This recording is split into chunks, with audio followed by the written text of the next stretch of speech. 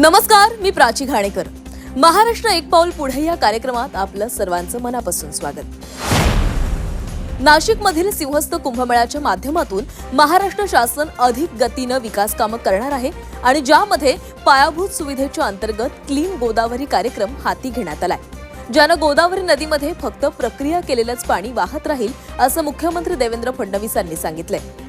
विकास भी और विरासत भी या मोदींनी दिलेल्या मंत्राचं 2027 ला होणारा सिंहस्थ कुंभमेळा प्रतीक आहे असंही फडणवीस यांनी म्हटलंय। क्लीन गोदावरी हा कार्यक्रम आपण हातामध्ये घेतलाय। गोदावरीमध्ये जाणारं पाणी हे ट्रीटेडच गेलं पाहिजे, कुठल्या एफ्लुएंट किंवा सिवेज त्याच्यामध्ये जाऊ नये या दृष्टीनं क्लीन गोदावरीचा आपला कार्यक्रम आहे। मुख्यमंत्री देवेंद्र फडणवीस यांनी ऑरेंज गेट ते मरीन ड्राईव्ह शहरी भुयारी मार्ग प्रकल्पासाठी टनेल बोरिंग मशीनचा शुभारंभ केला। यावेळी उपमुख्यमंत्री एकनाथ शिंदे हे देखील उपस्थित होते। हा भुयारी मार्ग म्हणजे स्मार्ट मुंबईच्या दिशेनं आणखीन एक मोठी झेप म्हणावी लागेल। ईस्टर्न फ्रीवे वरून दक्षिण मुंबईकडे जाण्यासाठी नागरिकांना मोठा फेरा मारावा लागत होता आणि मोठ्या वाहतूक कोंडीचा सामना करावा लागत होता। नवी मुंबई आंतरराष्ट्रीय विमानतळाकडे जाणाऱ्या दक्षिण मुंबई आणि पश्चिम उपनगरातील नागरिकांच्याही प्रवासात मोठी अडचण येत होती। या पार्श्वभूमीवर ऑरेंज गेट मरीन ड्राईव्ह बोगद्याचा निर्णय हा मुंबईच्या भविष्यासाठी एक महत्त्वाचा टप्पा आहे असं मुख्यमंत्री फडणवीस यांनी म्हटलंय। या प्रकल्पाची मुख्य वैशिष्ट्ये पाहूया। या बोगद्याची एकूण लांबी 9.96 किलोमीटर आहे। यामधील मार्गिकांची लांबी ही 3 ते 3.5 किलोमीटर पर्यंत आहे। एकूण 700 मालमत्तांखालून हे टनेल जातं, ज्यामध्ये 100 वर्षांहून जुन्या वारसा इमारतींचाही समावेश आहे। पश्चिम व मध्य रेल्वे मार्गाखालून आणि मेट्रो लाईन 3च्या 50 मीटर खालून हा बोगद्याचा मार्ग जातो। स्मार्ट ITS मोबिलिटी तंत्रज्ञानासह अत्याधुनिक सुविधा या प्रकल्पामध्ये आहे। सुरक्षिततेसाठी स्वतंत्र आपत्कालीन मार्गिकाही या ठिकाणी तयार करण्यात आलेली आहे। आता या प्रकल्पाचा नेमका लाभ काय होणार आहे ते देखील पाहूया।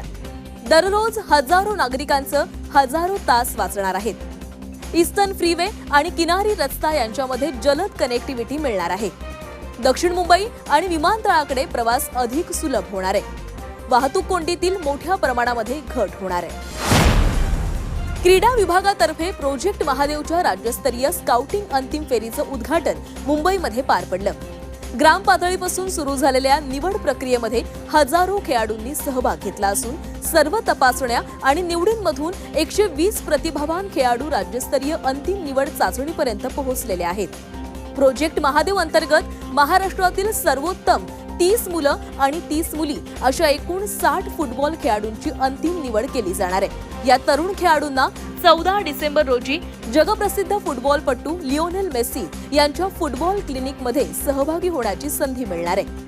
तसंच अंतिम निवड झालेल्या 60 खेळाडूंना महाराष्ट्र सरकारतर्फे 5 वर्षांची विशेष शिष्यवृत्ती देखील दिली जाईल। संतश्रेष्ठ श्री ज्ञानेश्वर महाराज यांच्या 750व्या जयंती वर्षानिमित्त राज्यभरात विविध सांस्कृतिक कार्यक्रमांचं आयोजन सांस्कृतिक कार्य विभागामार्फत करण्यात येणार आहे। यामध्ये तालुकास्तरीय कार्यक्रम, मोगरा फुलला हा जिल्हास्तरीय कार्यक्रम, नाट्य विद्वत्त परिषद, विमोचन कार्यक्रम, नाणे व टपाल तिकीट इत्यादी कार्यक्रमांचं आयोजन करण्यात येणार आहे। महाराष्ट्र विधिमंडळाचं हिवाळी अधिवेशन 8 ते 14 डिसेंबर या कालावधीमध्ये नागपूरमध्ये होणार आहे।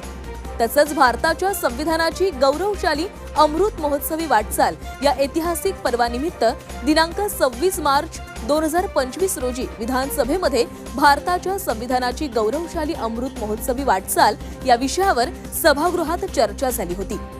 यावेळी झालेल्या चर्चेला उत्तर देताना मुख्यमंत्री देवेंद्र फडणवीस यांनी केलेल्या भाषणाचं पुस्तक स्वरूपातील संकलन महाराष्ट्र विधिमंडळ वि.स. पांगे संसदीय प्रशिक्षण केंद्राच्या पुढाकारातून करण्यात आलं आहे।